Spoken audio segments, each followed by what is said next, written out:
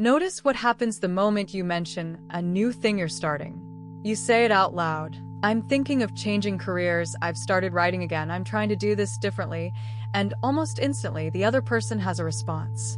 A suggestion, a concern, a better way to do it, an expectation of where it should go.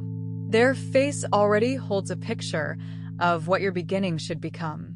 It happens with the best intentions, and it can quietly bend a young thing right off its course. Tonight, the moon speaks straight to this. She's a waxing crescent, August 15th, 2026, about 5% lit and climbing higher each night, becoming visible again after the dark.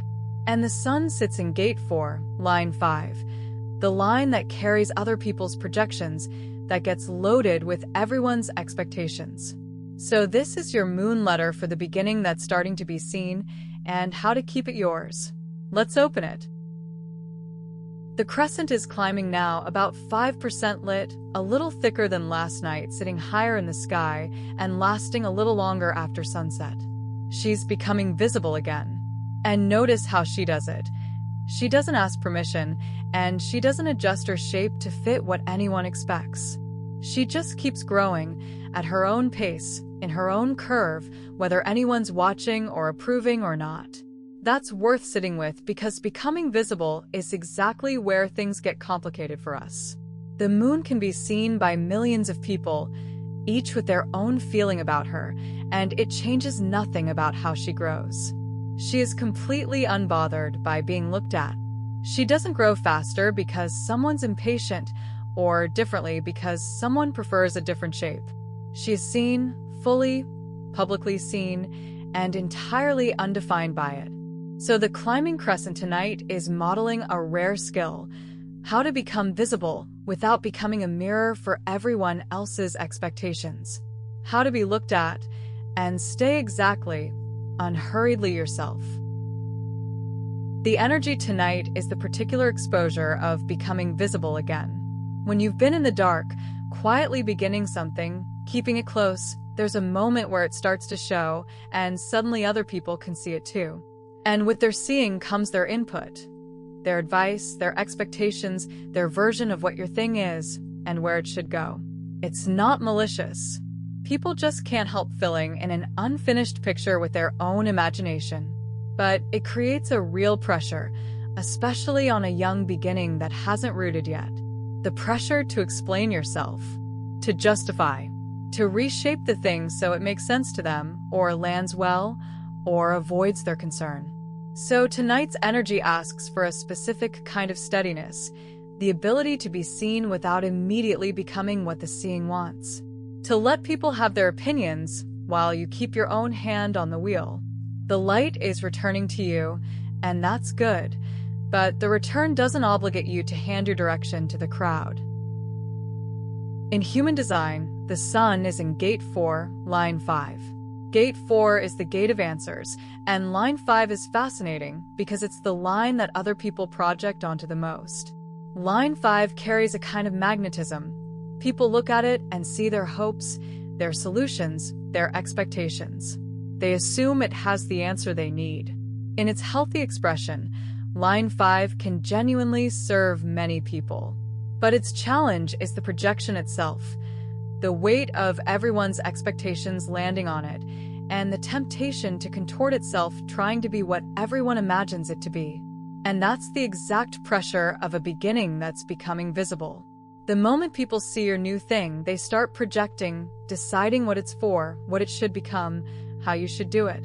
Line 5's wisdom is to notice the projection without being ruled by it, to understand that other people's expectations are their pictures, not your instructions.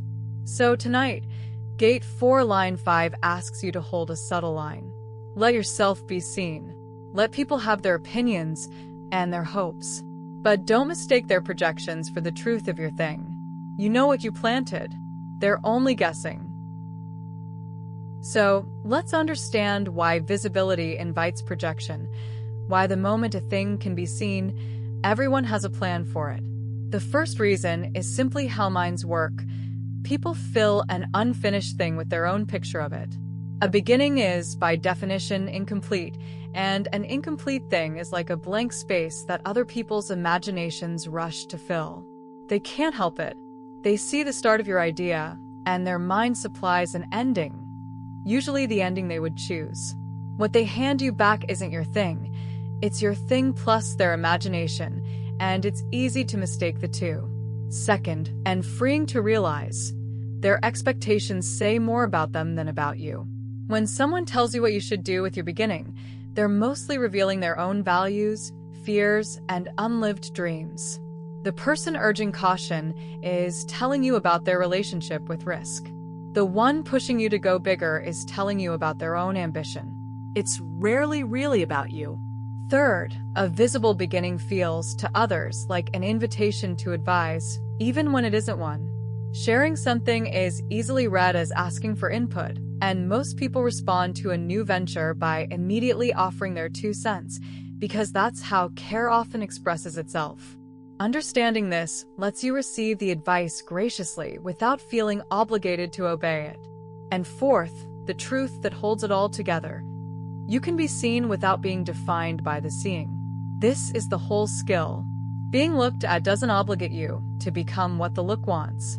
You can let 100 people have 100 opinions about your beginning and still let it be exactly the one thing you actually intended.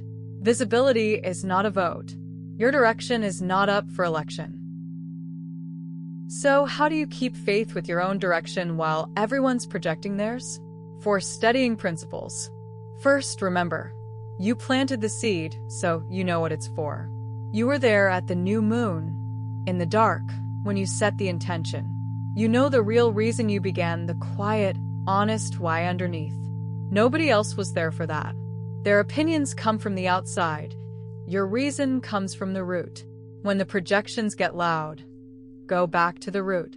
Second, not every opinion deserves a seat at the table. There's a generous instinct to weigh everyone's input equally, but a young beginning can't survive being steered by committee. Most opinions are just passing thoughts offered in a moment. They haven't earned the right to redirect something you've been quietly building. You get to decide whose input actually counts. Third, and this is the practical version, consult a trusted few, not the whole crowd. This isn't about ignoring all counsel. Good advice is precious. It's about being deliberate. Choose 2 or 3 people who genuinely know you and want your good, and bring your beginning to them. Let the rest have their opinions at a distance. A small circle of real counsel beats a large crowd of projection every time. And fourth, a small tactic that protects more than you'd think. A quiet will see protects what an argument would expose. You don't have to defend your beginning, justify it, or win every conversation about it. When someone pushes their version, you don't need to argue yours. You can simply smile and say we'll see, and keep your real reasons safely unexposed. What you don't put up for debate can't be talked out of you. So, how do you actually hold your direction gently tonight, without going rigid or defensive? 3 quiet moves. First, notice when you're bending your thing to please a face. This is the subtle one. Watch for the moment you start adjusting your beginning, softening it, shrinking it, reshaping it, not because you've changed your mind, but because you can picture someone's reaction and you're preemptively managing it. That bending is where a beginning quietly loses itself. Just noticing it is enough to stop it. Second, return to the one reason you began it in the first place. When the projections crowd in and you feel yourself getting foggy about your own direction, go back to the single honest reason you started. Not the reason that sounds good to others. The true one, the one from the root. Say it to yourself plainly. It recenters everything. Third, share less until it's rooted, not more. The instinct, when a thing starts working, is to talk about it more, but a young beginning often needs the opposite. Pull it back in a little. Keep it close. Let it grow strong enough that other people's opinions bounce off it instead of bending it. There'll be plenty of time to be visible once it's rooted. And underneath all of it, one liberating permission. Let people be wrong about you while you stay right with you. You do not have to correct every misreading, meet every expectation, or make your beginning legible to everyone. Some people will simply misunderstand what you're doing, and that's allowed. Their being wrong about you costs you nothing, as long as you stay right with you, faithful to the real reason you planted this in the dark. Here is your ritual for the protected beginning, quiet like the thing it guards. When the evening settles, step outside and find the waxing crescent, about 5% lit, climbing higher in the west. Watch her be seen, fully visible, looked at by anyone who glances up, and utterly unbothered by it, growing at her own pace, in her own shape, asking no one's permission. Let her show you how it's done. Then name one beginning that others have started having opinions about. Something you've begun or mentioned that people are now advising you on, expecting things of, projecting their pictures onto. Hold it in mind. Next, return to your own reason for it. Set aside every opinion you've collected and go back to the root. Why did you actually start this? Say that true reason silently, plainly, to yourself. Reclaim it from the crowd.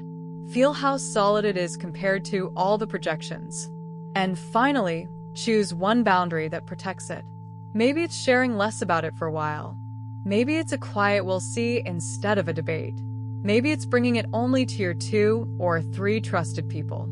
Choose one, decide to keep it, and feel the young thing get a little safer. Then walk back inside, carrying your beginning close and undefined, seen, perhaps, but still entirely yours. So, let this be the letter you keep from tonight. As your new thing becomes visible, everyone gets an opinion, but only yours has to guide it. The crescent climbs into full view and lets the whole world look at her, and not one gaze changes her course.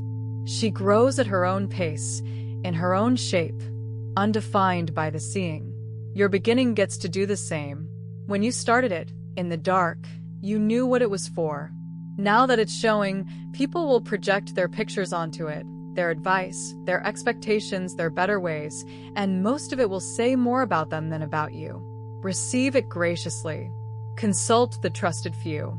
And then return, always, to the one true reason you planted this seed, and let that reason keep the wheel. You can be seen without being defined.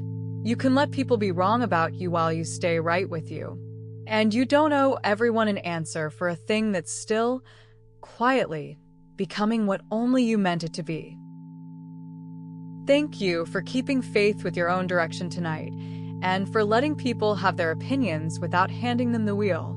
A new letter from the sky arrives every single day, and as the crescent keeps climbing, the days ahead are about letting your beginning grow strong enough to stand fully in the light. Until then, return to your real reason, protect what's still young, and stay right with you.